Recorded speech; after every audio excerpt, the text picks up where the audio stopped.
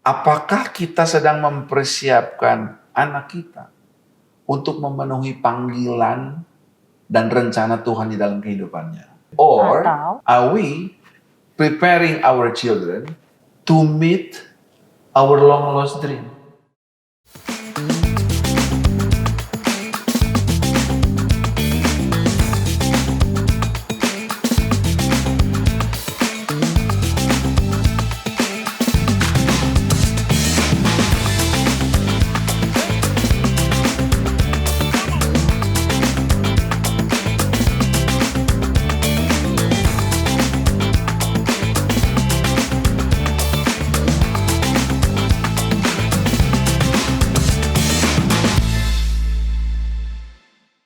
Salam sejahtera kepada Anda semuanya, rekan-rekan, husband and wife, bapak dan ibu, ayah dan ibu di rumah, dimanapun Anda berada.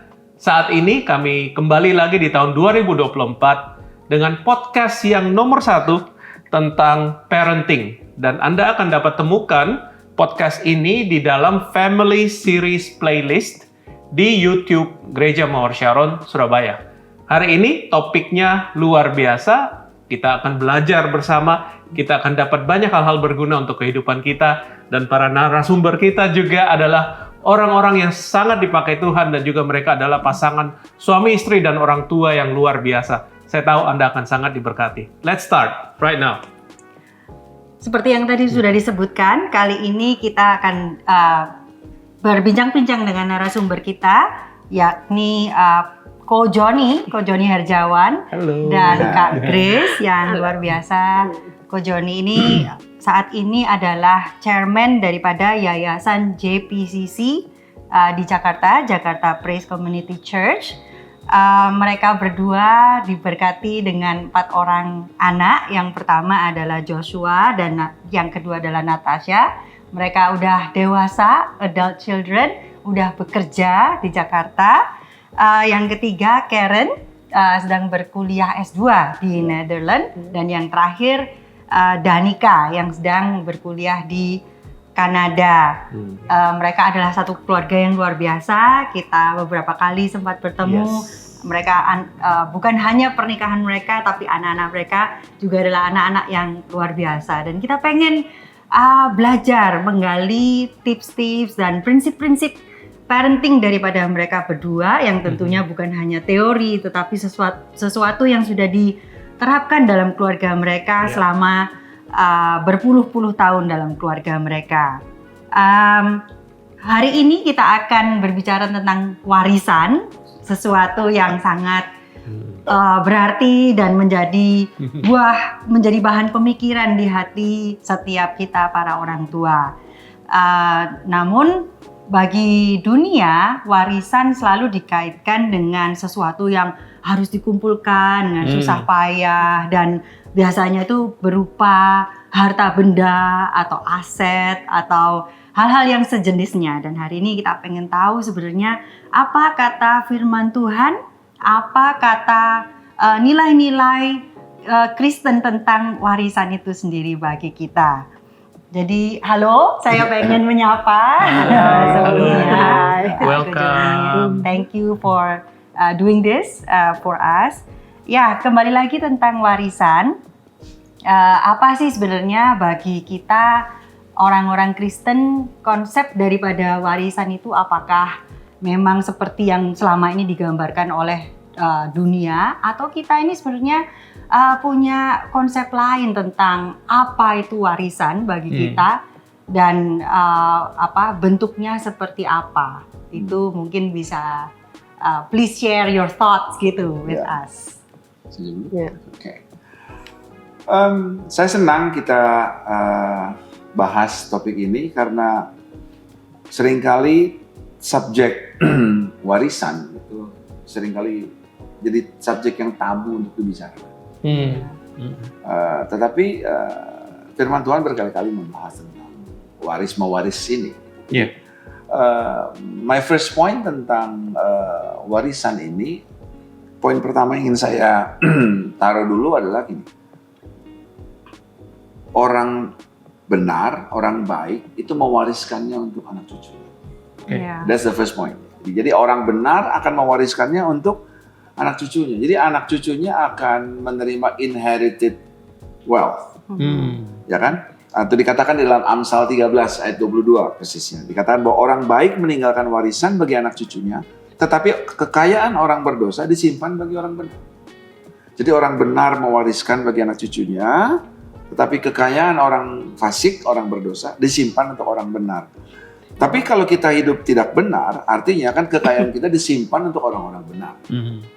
Tapi kalau kita nggak terima warisan dari orang tua kita, tapi kalau kita hidup benar, maka akan terjadi the transfer of wealth yang memang the way apa yang Tuhan rancangkan di dalam firman Tuhan ini.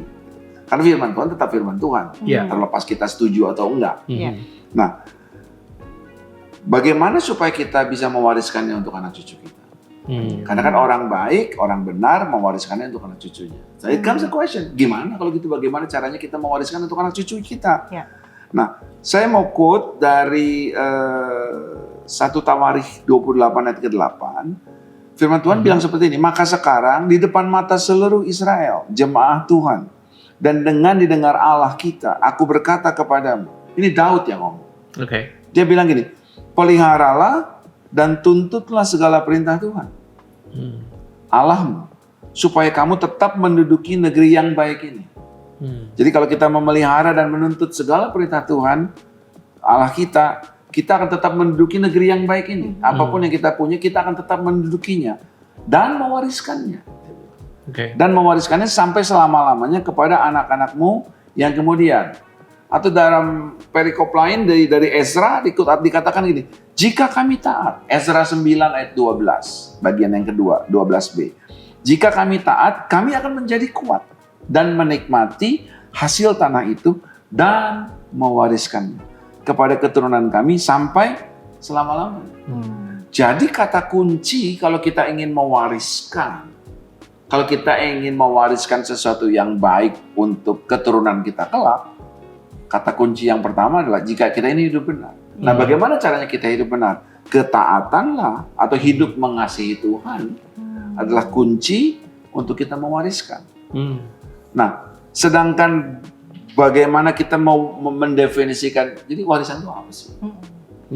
Karena Tuhan nggak janjikan kepada kita kekayaan, tapi Tuhan janjikan kepada kita kekuatan untuk memperoleh kekayaan.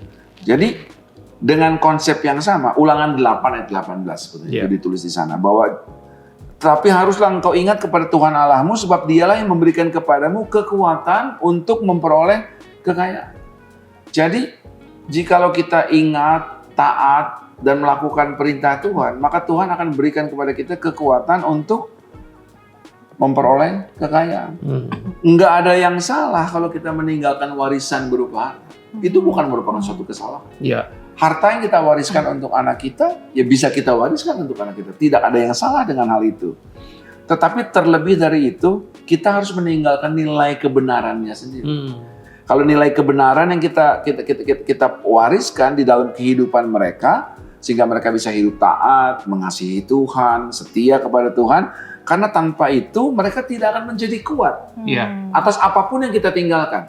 Kita bisa tinggalkan mereka rumah besar, kita bisa tinggalkan mereka perusahaan besar, kita bisa tinggalkan mereka ladang yang besar, kalau dalam konteksnya perjanjian lama ya, kita bisa tinggalkan untuk mereka apapun juga itu. Tetapi kalau mereka hidup tidak mengasihi Tuhan, tidak taat kepada perintah Tuhan, then they cannot keep it. Karena kalau mereka hidupnya nggak benar, maka harta orang fasik disimpan Tuhan nanti untuk orang yang benar. Terjadi transfer of wealth di generasi berikutnya. Jadi terlebih penting daripada harta yang kita wariskan, pastikan kita mewariskan bahwa anak-anak kita bisa hidup dengan memiliki nilai kebenaran dan taat akan firman Tuhan. Sehingga mereka bisa menikmati apa yang mereka terima dan mereka bisa mengembangkannya untuk keturunan mereka. Wow, iya. Satu hal yang saya sangat highlight atau yang saya petik dari apa yang barusan dijelaskan Ko Joni adalah terlebih penting daripada warisan itu sendiri, bukan terlebih penting, tapi yang perlu untuk di-highlight adalah sang pemberi warisan ini yang harus benar-benar diperhatikan atau diangkat atau dipikirkan terlebih dahulu. Yang adalah haruslah menjadi orang yang benar itu tadi. Boleh nggak diceritain lebih jauh lagi karakteristik? Karena semua orang pasti rindu untuk menurunkan sesuatu buat anak-anaknya. Dan untuk itu saya harus menjadi orang yang benar. Itu adalah langkah pertama. Lalu tapi karakteristik seperti apa mungkin secara garis besar orang yang benar tadi udah disebutkan bahwa orang yang benar itu taat. Dia adalah orang yang taat. Mungkin ada yang berikutnya? Ya, orang yang benar kan orang yang hidup mengasihi Tuhan, taat kepada perintah Tuhan, setia dan tidak berpaling dari Tuhan dengan segala perintah-perintahnya itu ya. Nah, hal-hal ini kan di mata secara fisik nggak kelihatan, ya kan? Sedangkan kalau perusahaan besar, ya kan, emas batangan, sekantung berlian, kebun yang luas, uang yang banyak, rekening, itu kan kelihatan. Malah kan firman Tuhan jelas bilang di dalam 2 Korintus 4 ayat 18, sebab kami tidak memperhatikan yang kelihatan, melainkan yang tidak kelihatan. Sebab karena yang kelihatan adalah sementara, tetapi yang tidak kelihatan adalah kekal. Jadi rumah besar bisa kebakaran besok. Tetapi kalau nilai kehidupan, nilai kebenaran yang kita tinggalkan untuk anak kita, yang tidak kelihatan, itu bersifat kekal. Prinsip hidup, cara hidup dengan benar, bagaimana kita mengajarkan mereka mengasihi Tuhan, itu jadi dasar yang membuat mereka bisa hidup benar. Kalau mereka hidupnya bisa jadi benar, kalau kita sendiri hidupnya benar, maka Tuhan pasti memberkati kita. Dan kalau kita hidupnya benar, orang benar mewariskannya bagi anak cucunya. Nah, anak cucu kita waktu mereka menerima, kalau mereka ini hidupnya benar, dan ada orang-orang lain yang hidupnya nggak benar, bukan harta orang fasik disimpan Tuhan untuk orang benar. Dan kalau mereka hidup benar, maka mereka akan mewariskannya kepada anak cucunya. Jadi ini akan berjalan dengan sendirinya, sehingga kalau kita perhatikan apa yang tidak kelihatan, yang sifatnya ini kekal, bukan berarti kita tidak usah pedulikan yang kelihatan. Maka yang kelihatan ini perlu disupport oleh sesuatu yang nggak kelihatan ini, yang merupakan prinsip kehidupan. Jadi ini dasarnya. Nggak salah kita meninggalkan harta untuk anak kita. Jadi kalau gitu kita nggak usah ninggalin harta nih untuk anak-anak. Kalau ada, tinggalkan. Tetapi kalau kita ini hidupnya benar, pasti ada yang kita bisa tinggalkan untuk anak cucu. Barangkali Chris mau say something? Very interesting. Jadi saya berusaha nangkep. Awalnya saya pikir itu warisan itu hanya tahta dan harta. Tapi ternyata ada satu kategori yang even more important, jauh lebih penting, adalah kebenaran atau kualitas kehidupan daripada orang tua itu sendiri. Nah, sekarang kan ini Johnny dan Grace kan sudah menjadi orang tua dari anak-anak keempat-empatnya udah besar. Anak kalian yang paling kecil aja adalah seumur dengan anak kita yang kedua. Dan apalagi yang pertama, si kakak sudah besar, sudah bekerja. Dan tentu di dalam proses kalian menghidupi menjadi orang tua, apa yang kalian sedang proses untuk mendepositkan dalam hidup mereka, yang sebenarnya ya tadi dikatakan bahwa lebih daripada tahta dan harta, literally adalah kebenaran. Nah, bagaimana untuk melihat apakah hal-hal ini sudah mulai terdeposit dalam diri mereka? Atau ada pengalaman-pengalaman, mungkin I don't know, Grace sebagai ibu, sebagai mom, atau ya nanti mungkin Johnny juga sebagai father, mungkin buat para orang tua di rumah, terutama yang masih punya anak kecil-kecil. Gimana kita lihat ini sudah mulai terdeposit, gimana nih tahap-tahapnya atau pengalaman-pengalaman kalian? Marker-marker atau ada apa namanya, milestones? Pengalaman kita sama anak-anak, buat Grace, buat kita, ya terlebih penting itu hal-hal yang rohani memang, yang tadi Johnny jelaskan, yang tidak terlihat. Jadi buat kita tuh penting untuk ajarin mereka gimana taat dengan Tuhan. Yeah. Tapi bukan cuman ajarin mereka, tapi bantu mereka bagaimana mereka bisa menjalani hidup mereka bersama Tuhan. Iya. Dan bukan itu aja, bagaimana kita bisa contohin sama mereka. Mereka ikut sama pergumulan kita, bagaimana kita bisa menghadapi semua apa yang kita alamin selama ini berjalan bersama dengan Tuhan. Jadi itu penting untuk kita bisa ajak mereka ikut. Contohnya mungkin dengan kita juga selalu update sama mereka. Cerita pengalaman kita berdua, bagaimana Tuhan tolong kita, gimana kebaikan Tuhan, itu sesuatu yang mereka harus kita update terus supaya mereka tuh tahu. Dan itu tuh tanpa kita sadar tuh kita wariskan itu kepada mereka. Iya. Seperti kayak memang kayak ada cerita Danica mau sekolah kemarin. Nah, Grace tuh firman Tuhan ada yang bilang jika kamu di dalam aku dan firmanku di dalam kamu, kamu bisa minta apa aja yang kamu inginkan, Tuhan akan memberikan. Itu firman.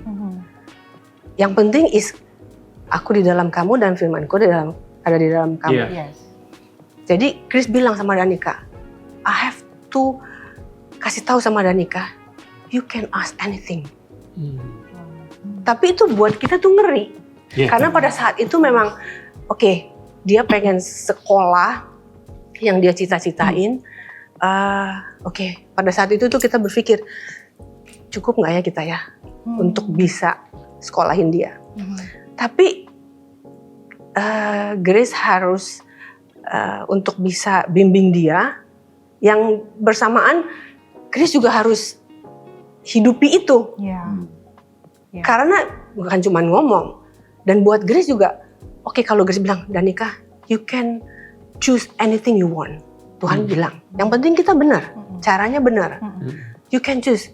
Jadi dia tuh nangis karena dia tahu yang dia pilih, I know Dad sama Mom bisa bawa aku ke sana nggak? Dia bilang, Dan, kita percaya, kita sepakat. Itu tuh kata itu kan sebetulnya ada di firman, tapi waktu Grace ngomong itu, Grace juga secara manusia ngeri. Ya kalau Grace ngomong bener. Tapi Grace harus hidupin itu. Sama, ayo Danica, kita berdoa, kita sepakat. Percaya Tuhan akan kasih. Apapun yang kamu impikan. Jadi, dia berdoa, kamu berdoa, Mama ikut, Mama sepakat. Terus dia berdoa. Dan itu tuh ada rasa ngeri sebetulnya. Tapi Grace harus jalanin itu gitu loh. Karena menarik. Walaupun takut, walaupun ada kadang-kadang secara manusia, bener nggak ya? Iya nggak ya? Tapi Grace harus belajar untuk kasih tahu bahwa this is firman, ya dan amin. Dan yaudah kita jalanin aja. Caranya gimana? Ya kita ikutin aja.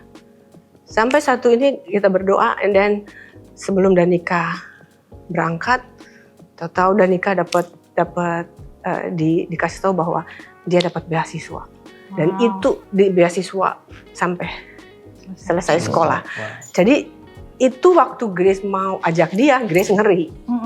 Tapi Grace harus bisa, ini firmannya ada, yuk kita sama-sama percaya. Dan itu yang Grace bilang tuh, Grace wariskan sesuatu karena dia alamin sendiri, dia ikut juga, dan dia bisa rasakan, dia lihat gimana bahwa firman Tuhan itu ya dan amin. Dan itu salah satu warisan yang menurut Grace untuk mendapatkan sebetulnya sesuatu yang jasmani sebetulnya, tapi dengan cara yang benar gitu loh. Itu sih, jadi warisan iman yang luar biasa ya. Jadi kita harus jangan cuma ajarin anak, tapi kita harus juga berani untuk harus bisa hidupi itu gitu loh. Iya, Jadi iya. nggak cuma ngomong, supaya anak-anak bisa sama-sama belajar sama kita. Iya, iya. Itu buat Grace itu warisan. Itu salah satu. Ya. Iya, warisan-warisan yang selain daripada harta, yang nilai-nilai iman yang timbul itu so precious ya. Iya. I don't know buat yang lain atau Kak Iya. Joni dan Kak Grace, tapi bagi saya pribadi itu nilainya jauh lebih tinggi daripada segala harta Iya. yang kita bisa Iya. kumpulkan Iya. buat mereka. Dan seringkali hal-hal yang seperti itu timbulnya dari pengalaman-pengalaman sebenarnya yang awalnya kita itu anggap, aduh kalau bisa anak-anak kita itu jangan sampai ngelewatin hal-hal yang kayak gitu. Iya. Kalau bisa kita mau lindungi mereka. Tapi sebenarnya kalau kita bisa, ya itu tadi, kalau Iya. kita bisa gandeng tangan mereka, ngelewati pengalaman-pengalaman luar biasa bersama dengan Tuhan, yang timbul itu, yang Tuhan kasih itu pada kenyataannya adalah sesuatu yang jauh lebih Iya. berharga. Dalam hal ini adalah warisan iman. Iya.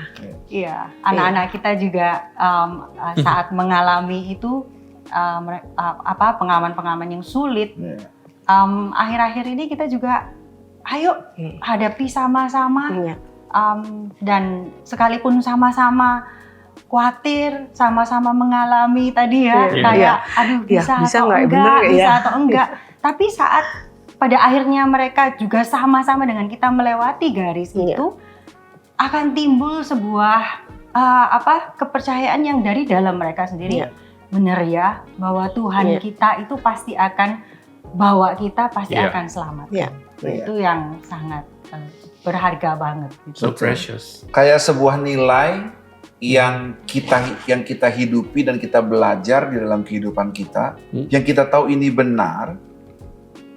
Tetapi kalau kita ajarkan ini sama anak-anak, kita encourage mereka untuk exercise ajaran ini, mintalah apa saja yang kamu inginkan. Kita tahu ujungnya ini kan kita orang tuanya ya. Iya. Nah, kadang-kadang kita takut dengan impact-nya. Iya.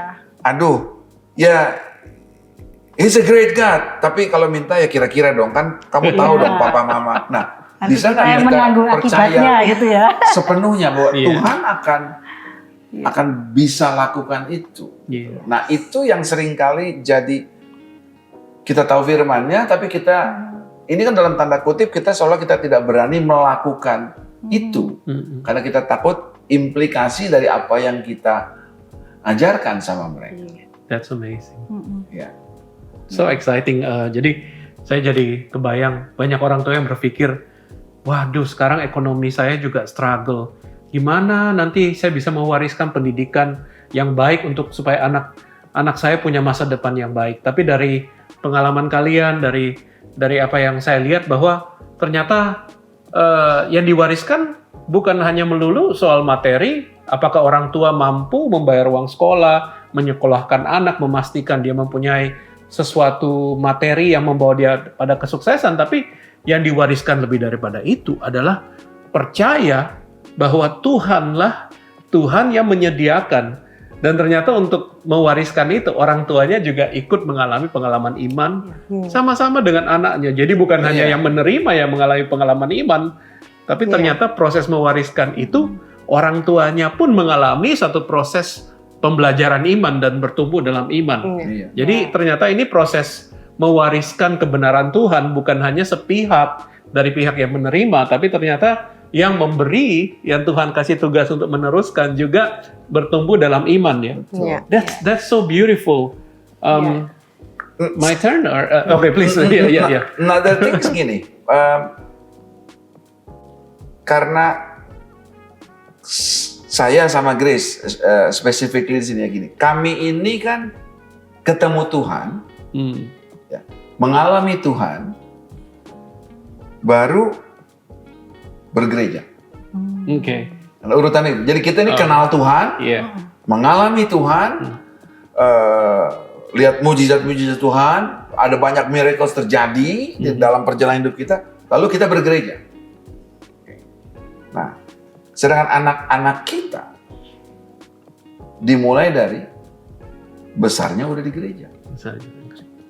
Nah, tugas kita sebagai orang tua adalah bagaimana anak-anak yang besar di gereja ini bisa mengalami Tuhan. Nah, untuk mereka mengalami Tuhan, mereka harus urusan sendiri sama Tuhan. Kan? Yeah. Nah, salah satu caranya kita ajarin mereka minta apa aja sama Tuhan.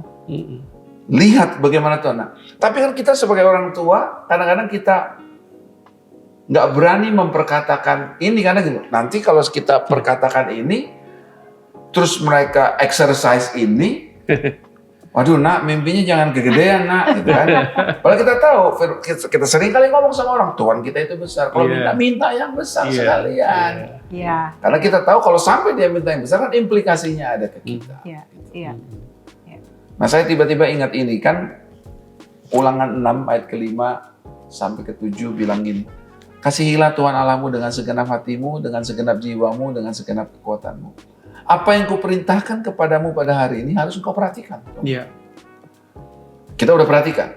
Terus dia bilang gini, haruslah engkau mengajarkannya berulang-ulang kepada anak-anakmu. Dan membicarakannya apabila engkau duduk di rumahmu, apabila engkau sedang dalam perjalanan, apabila engkau sedang berbaring, apabila engkau bangun. Kelihatannya gampang untuk membicarakan dengan mereka. Waktu mereka. Jadi artinya kan kita omongin terus pengalaman kita. Kita nih ngalamin ini loh. Minta aja. Nanti kan Tuhan sediakan. Tetapi beranikah kita mengajarkan mereka untuk mimpi besar? Nah, minta. Kalau mereka minta sama Tuhan, karena kita cenderung untuk berpikir gini, kan ini mereka anak kita kan. Mereka boleh minta sama Tuhan, tapi kan kita yang harus sediain kan. Loh, bisa nggak kita percaya bahwa kalau mereka minta sama Tuhan, Tuhan yang akan sediakan untuk mereka. Bisa lewat kita sebagai orang tuanya, bisa lewat cara lain. Dalam konteksnya Danika sekolah kemarin, dia terima beasiswa, scholarship untuk sekolahnya. Jadi tetap dari Tuhan. Bukan dari rekening ibu bapaknya. Tetapi datangnya dari Tuhan lewat orang lain yang memampukan dia untuk mencapai apa yang dia inginkan. Tapi bottom line-nya adalah dari hidup di dalam gereja, sekarang dia punya pengalaman pribadi sama Tuhan. Itu merupakan sesuatu yang kita wariskan yang sangat berharga untuk anak-anak kita kelak suatu hari. Very interesting. Kita kan dengar contohnya Danika. Saya pengen mengajak kita ngomong sedikit keluar lagi tentang keadaan yang mungkin tidak semua orang tua mengalami, bahwa seorang anak itu bisa begitu sehati dengan orang tua.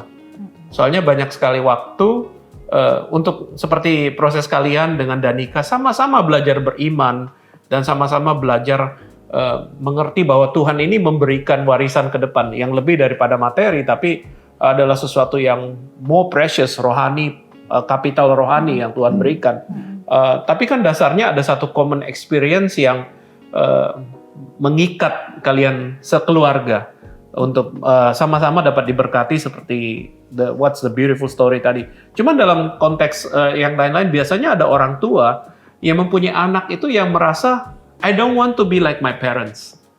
Aku tidak mau jadi orang tuaku. Sebisanya bahkan kalau orang tua A, saya mau B. Dan orang tua selalu berpikir, aku ingin yang terbaik untuk anakku, aku ingin wariskan ini. Tapi supaya untuk mereka dapat menerima warisan ini, mereka harus lebih mirip saya, lebih mengerti saya, lebih setuju dengan kebenaran yang saya setujui atau nilai yang saya setujui. Sedangkan anak berpikir, aduh, papa, mama ini nggak ngerti zaman now, keadaan hidupku, perasaanku. Aku kan bukan papa, mama. Aku juga lahir, aku juga punya aspirasi, aku punya nilai. Kalau papa, mama mau meneruskan sesuatu ke saya, ya please understand me. Jadi ini ada sesuatu gap. Dan kadang-kadang ini bahkan menjadi suatu konflik. Dan konflik ini actually membuat orang tua resah, karena memikirkan tentang masa depan anaknya, dan juga frustasi sekali, tapi juga membuat anaknya frustasi juga. Karena memikir, aduh, dengan ini semuanya, saya sebenarnya ingin seperti ini, mendapatkan ini dari orang tua. Nah, what's your comment or any tips atau pemikiran? Mau jawab saya? Oke. Jadi, berani nggak kita mempercayai Tuhan all the way. Ya, jadi kayak gini. Karena waktu saya jauh lebih muda dahulu, waktu anak-anak saya masih kecil, ada satu kalimat yang sering saya sebut sama anak-anak saya. Papa dulu. Ya kan?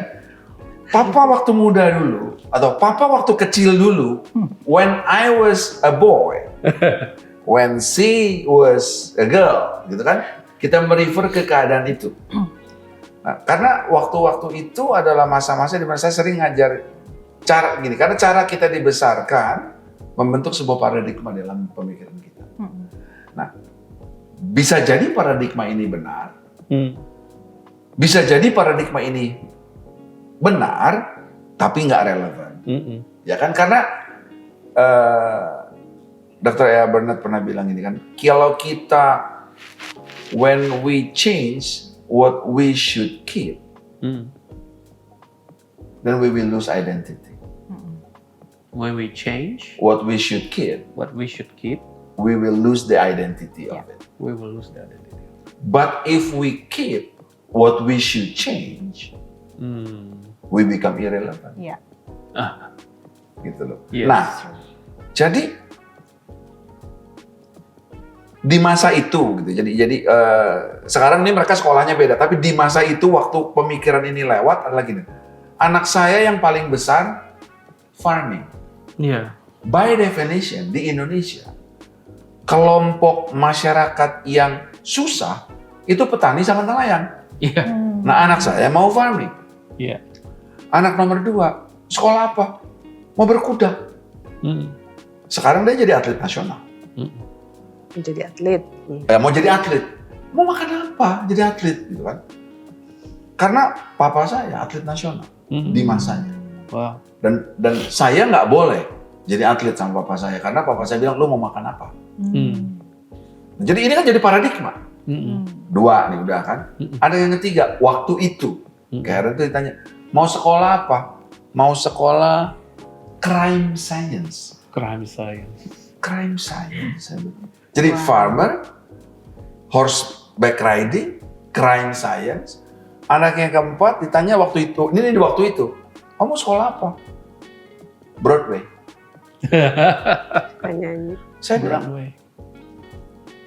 di mana ini semua teknik sipil, teknik elektro, teknik mesin, kedokteran, akuntansi, manajemen, jurusan sekolah-sekolah yang saya kenal kan? Iya. Nah, tetapi waktu saya pondering on this, Tuhan kasih saya sebuah pemikiran. Yang saya berharap ini bisa menjawab secara memutar atas pertanyaan yang kalian tanyakan. Daud itu besarnya di padang. Iya. Jadi suatu hari Roh Kudus kasih saya pengertian ini. Daud itu besarnya menggembalakan. Jadi dia cakap dengan itu. Beruang dia lawan, singa dia lawan, dia jaga ternaknya. Singkat cerita, fast forward dia jadi raja. Dia punya anak Salomo. Daud anak Isai, besar di padang. Salomo anak raja. Kira-kira Salomo anak raja, kalau pagi bangun tidur, bikin api unggun, masak air kan enggak. Salomo kira-kira gini, Mbak, ada makan apa? Oh, Mbak udah bikin nasi goreng. Nasi goreng ya, aku mau mie goreng dong. Daud akan datang bilang, Salomo, papa dulu.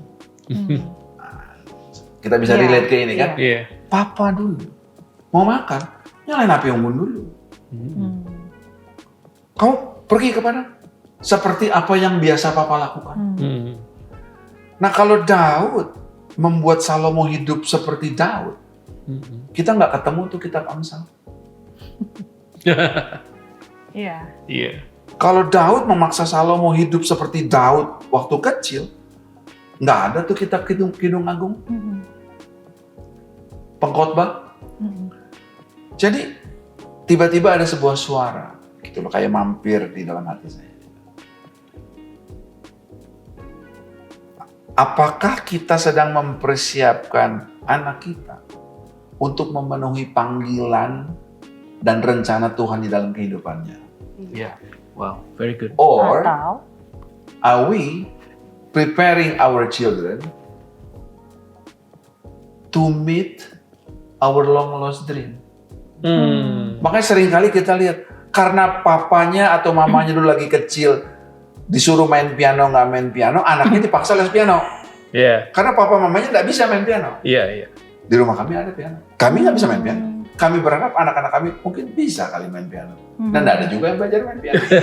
Jadi, Iya. nah pemikiran ini yang membebaskan saya. When you find the truth shall set you free. That's right. Nah, pemikiran ini kemudian bilang sama saya, kamu boleh jadi apa saja. Papa cuma minta saja. You have to be skillful. Kamu mau jadi farmer? Boleh. Asal jadi a skillful farmer. Kamu mau horseback riding? Boleh. Asal jadi rider yang skillful. Kamu mau crime science? Akhirnya dia nggak ambil crime science. Sekarang dia sekolah psikologi ya. Dia S2 clinical psychology. Kamu mau jadi apapun? Be a skillful one. Iya. Kamu mau jadi apapun juga, just be a skillful one. Karena firman Tuhan tetap firman Tuhan. A skillful man will stand before the king. ya. Nah, kalau kamu mahir, cakap dalam melakukannya, kamu akan berdiri di depan raja. Iya. Dan kalau kamu hidup benar, nah ini yang mesti kita ajarin terus, memperkatakannya setiap waktu. Di waktu mereka duduk, di waktu mereka berbaring, waktu mereka tidur, waktu mereka berjalan. Nah ini yang kami tinggalkan. Wow. Dan poin yang ketiga, kalau kita mengajarkan mereka, itu kan hukum yang pertama dan terutama tuh, kasihlah Tuhan Allahmu dengan segenap-segenapnya. Iya. Nah, hukum yang kedua adalah kasihilah sesamamu manusia, seperti kamu mengasihi dirimu sendiri. So if you love others the way you love yourself, and you give, kamu memberi kepada yang memerlukannya, kamu mengutang Tuhan. Iya. Tuhan tidak pernah utang sama kamu. Tuhan pasti balas berlipat kali ganda menurut ukuran kekayaan dan kemuliaannya Dia. Iya. Jadi kalau kita sibuk mengajarkan ini sama anak-anak kita, kasihi Tuhan, be skillful in what you are doing, kasihi sesamamu seperti kamu mengasihi dirimu, be a giver, kamu mengutangin Tuhan. Iya. Jadi kita nggak usah pusing lagi dengan warisan apa yang kita tinggalkan, karena kita taruh nilai-nilai yang baik. Tuhan pasti memberkati mereka, memperlengkapi mereka, dan pasti mereka hidup berkecukupan, bahkan berkelimpahan. That's the ideal. That's the idea. Ya. Dan lagian dari apa yang saya tangkap tadi, karena memang tiap anak ya, bukan cuma tiap keluarga ya, itu tiap anak itu punya panggilan yang tersendiri dari Tuhan, masa depan yang sudah Tuhan persiapkan yang tersendiri. Maka kesimpulan saya adalah warisan untuk tiap-tiap anak ini juga harus berbeda-beda. Dan untuk tahu warisan apa yang paling tepat untuk tiap anak-anak, oleh karena itu kita harus hidup benar, dekat dengan Tuhan, sensitif dengan pimpinannya, dan apa yang bisa kita lakukan first and foremost adalah membawa anak-anak untuk bisa lebih dekat kepada Tuhan, kasih nilai-nilai kehidupan yang luar biasa supaya mereka menjadi kuat, supaya mereka menjadi sensitif juga dengan Holy Spirit, supaya tahu kehendak Tuhan. Itu yang kalau saya tarik sebenarnya adalah mulai dari anak-anak, lalu supaya tahu warisannya apa, supaya kita jadi orang tua juga lebih sensitif dalam mempersiapkan warisan untuk anak-anak. Gitu ya. Kira-kira pernah nggak mengalami ada tantangan lain gitu dalam mempersiapkan warisan? Sekarang kita harus berhati-hati ya dengan kata warisan ini, karena ini ternyata artinya sudah lebih luas daripada sekedar harta benda yang hanya kalau kita lihat adalah sebagian kecil dari perjalanan mereka menuju ke bukan hanya dunia ini tapi kepada kekekalan.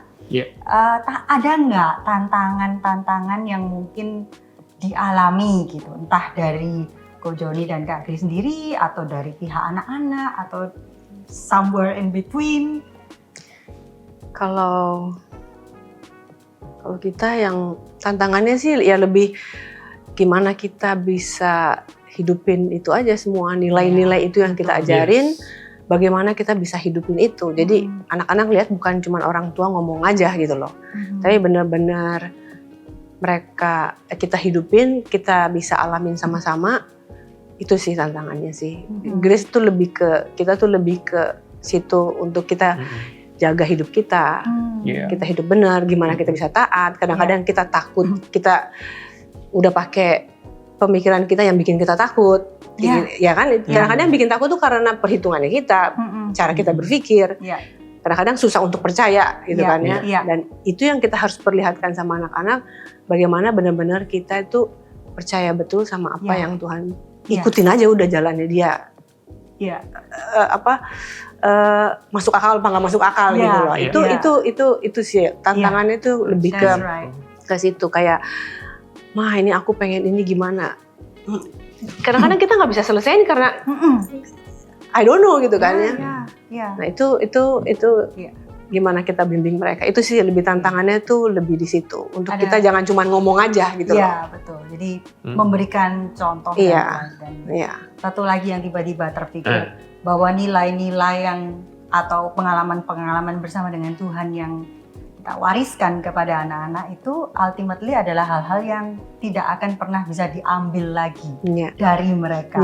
Jadi Ko Joni juga sebutkan satu poin bagus bahwa kalau kita fokusnya kepada harta jasmani, itu loh bisa jadi kalau mereka nggak punya nilai-nilai itu ya, bisa jadi dalam kurun waktu berapa tahun singkat aja itu bisa diambil oleh dunia. Tapi kalau kita memberikan nilai-nilai yang kuat kepada mereka, bukan hanya mereka mampu untuk mempertahankannya, tapi itu juga nggak bisa diambil dari mereka, sehingga mereka akan terus itu berlipat kali ganda dalam kehidupan mereka. Dan kita juga sempat bahas ya, John, kalau warisan yang secara rohani itu kan nilai, yang kayak Phoebe tadi bilang nggak bisa diambil. Tapi kalau warisan yang jasmani, ya itu bisa hilang atau. Tapi jasmani tuh kita tuh nggak bisa paksain ini ya, kamu ini ya, karena mereka bisa pilih. Karena kalau yang kita sesuatu yang baik secara jasmani, kita belum tentu anak kita itu kan pas untuk itu gitu loh, sama apa yang kita. Jadi mereka bisa pilih itu kalau jasmani. Tapi kalau rohani itu bukan sesuatu yang mereka pilih, itu suatu kebenaran yang nggak bisa ditawar-tawar, nggak bisa. Jadi ya pasti mereka harus bisa terima itu gitu loh untuk sambil belajar. Tapi kalau yang jasmani ya nggak harus loh. Ini kamu harus, ini saya punya ini, kamu harus jalanin ini. Menurut Grace itu nggak bisa begitu gitu loh. Iya benar. Tergantung dari anak. Dengar ini semuanya, saya rasa banyak orang tua yang saat ini merasa cukup lega. Karena tentu tidak semuanya daripada kita bisa mewariskan secara materi banyak sekali kepada anak-anak kita dan memastikan tidak habis 7 generasi. Apalagi di zaman ekonomi yang seperti ini. Banyak bahkan orang tua yang struggle secara ekonomi dan Anda juga selalu berdoa untuk keuangan masa depan anak. Tapi satu hal yang saya ingin Anda tangkap sebagai orang tua. Thank you Johnny and Grace, luar biasa. I think saya rasa saya pengen minta waktu setengah jam lagi. Oh enggak ya, enggak bisa. Waktu kita sudah habis. Tapi para orang tua, ketahuilah bahwa it's not about the money yang you can give to your children or the company atau apapun itu, tapi ada sesuatu yang lebih berharga yang Tuhan sudah taruh dalam hidup kalian, bahkan kalian sudah punya saat ini, iman kalian kepada Tuhan.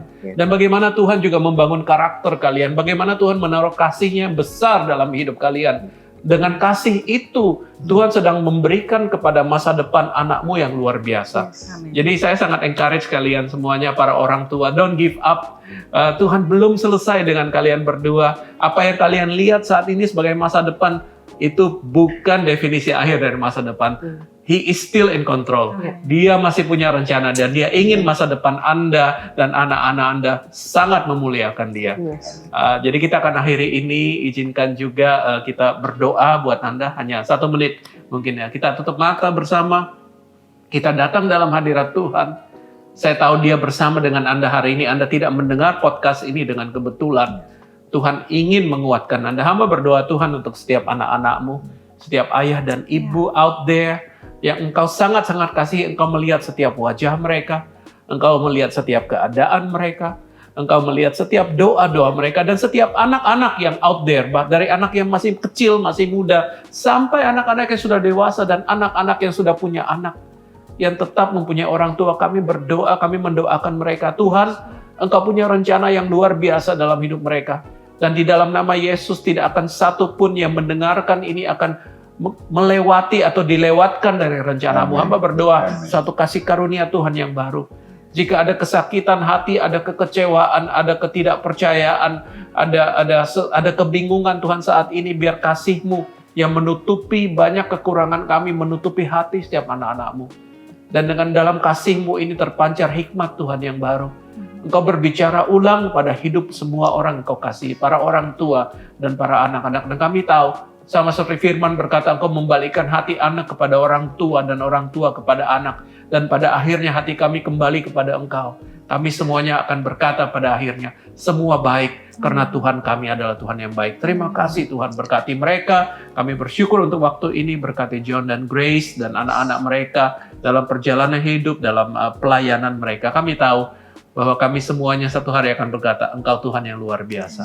Di dalam nama Yesus kami berdoa. Amin. Amin. Tuhan berkati Anda semuanya. God bless you. Thank you John, thank you Grace. Sama-sama. Thank you my wife.